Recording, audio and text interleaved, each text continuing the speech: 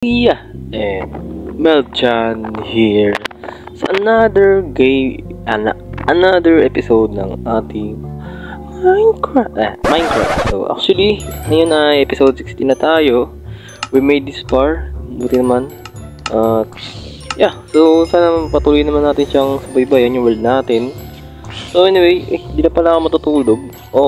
Update ko lang guys. Yung house ko dito, medyo developed na. Yan, kagaya niyan. Iba ko na yung roof, tapos sinagyan ko na rin siya ng second floor. Dude! Off camera. Which is na, para mas maganda na rin. So, bala ko dito sa parang old starter house natin na gawin tong, gawin siyang porch. Bruh! Holy dude. Dude. Really? Dito ka pa talaga sumabog, creeper?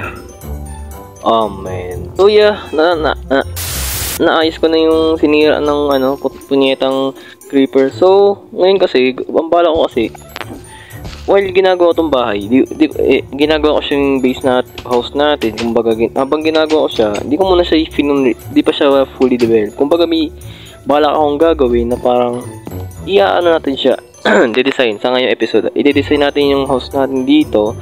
At dito naman, siguro yung bedroom, enchanted, armor stand, etc. So, yeah.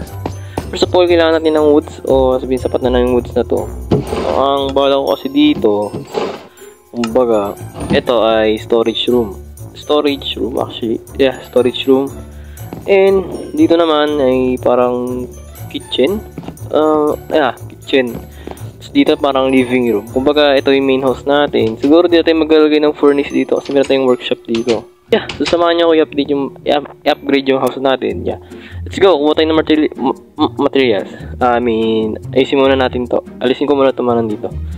So, naalis ko na yun dito sa baba ng house natin. So, ayos na siguro yung layout ng storage room. Dito yung isa pang barrel. So, let's create another barrel.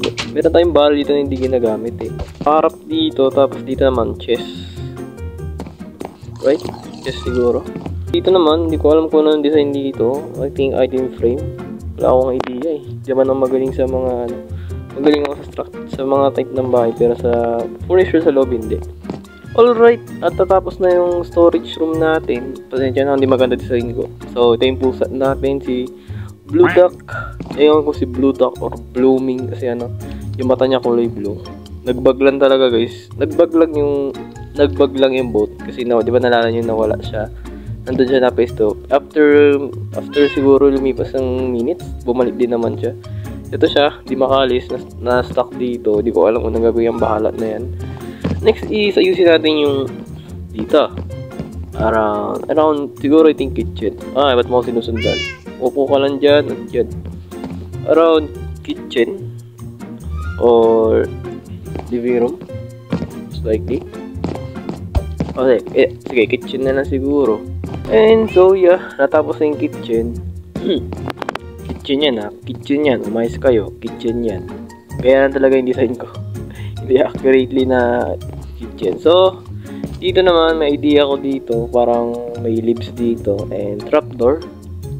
Para sa designs, dito naman siguro yung table. Di natin kailangan ng table kasi di naman nagka-table yun sa Minecraft.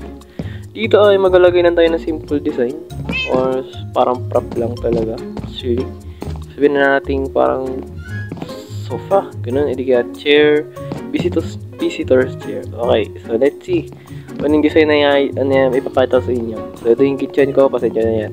Yeah, let's go. Parang tinatamad na ako mag-record. Ito nyo, tinabogan na ng creeper yung bahay ko, basa ko, tignan nyo. Look, ang laki ng damage ng thing yan. Lagi na lang pagkitira pa ng creeper pati na simula pa. So yeah, after masabugan ng creeper yung house natin, naayos ko na kagad. Diba, ang bilis lang. But it takes time na naman dahil sa punyetang creeper. So, let's get some leaves muna para ma-decorate ko yung house natin. Yeah, let's go natin kunin to. Okay, siguro goods na to. Okay, siguro maglagay tayo dito ng dirt. Yeah, alis dyan Blue Duck. Yan.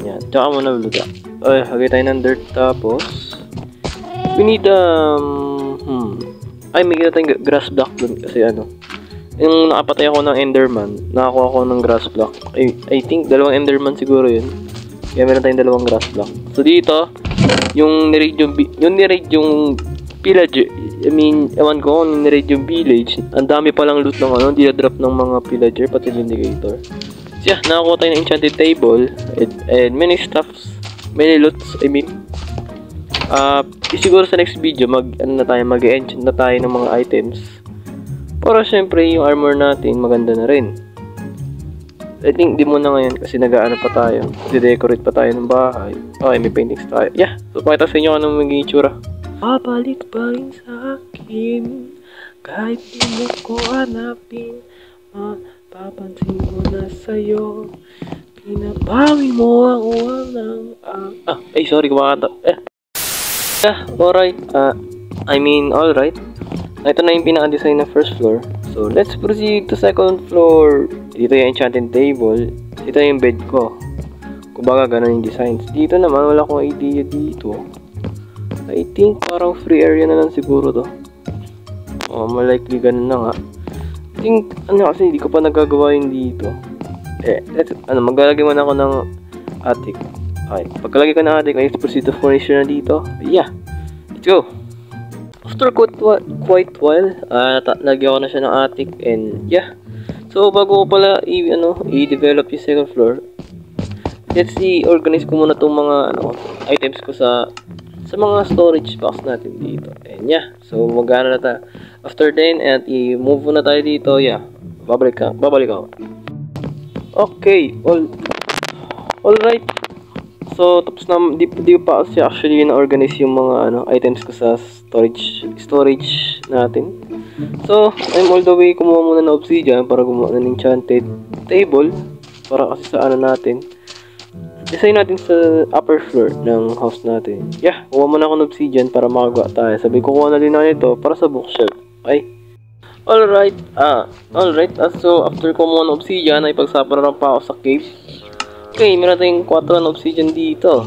So, next step is kuha tayo ng leather and paper para magawa tayo ng books. So, makagawa na tayo ng bookshelf. Ay, enchanting table. And yeah, bookshelf. Ay, hindi na pala nakalagay dito yung mga ko. So, bali nandito na sila. Nandito na yung mga items ko na iba. So, ito yung paper and leather. Ay, hindi ko kulangin yung leather. Hindi tayo pumatay ng cow. I'm more likely think guys na hindi mo na ako gagawa siguro ng enchanted table. Let's focus muna sa bed part. Dito ko na gagawin yung bed. And yeah, simple design na siguro.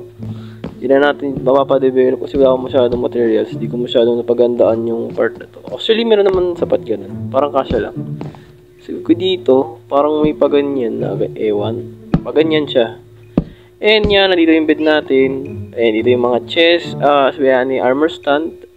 Or, sabihin natin nandito yung bed, sa dito yung mga stuff ko. Tapos dito, may harang dito. Kumbaga, dito ay, ng enchanted table. Lugar na ng enchanted table. So, eto, sunod natin i-develop yan. Kasi wala naman ako sigurong, yun dyan. I think, storage room din dito, magkaaroon. So yeah, let's focus dito. Guys, dito ko patapos siguro yung video kasi hindi ko masyadong napagandaan yung na to, part na to. Kaya yeah, pasensya nyo na. Okay lang yan.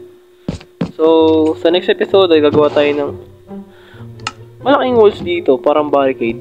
So yeah, it's been tayo, abutin din tayo ng oras nun days. So dito, may malaking barricade dito, pag ganyan, gandun. So, sa farm natin, hindi na siguro aabot. Hanggang dito na sa atin. Yeah, para secure naman yung base natin at wala na mobs na pumasok. So, anyway, let's go back sa second floor, sa upper floor ng para ayusin natin yung bed part.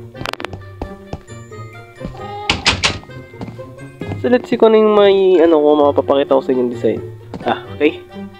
So, yeah, and Melgen is going to out na because, yeah, I think sa off-camera ay develop ko. So, dito naisipan ko dito naman. To? Parang place ng cut ko ganun. So, dito naman siya table. Kung na-enjoy yung video, please like, share, subscribe. At share mo yung channel sa kaibigan ko. Yan, sarap sa panonood. Stay tuned. Bye-bye. Bye-bye.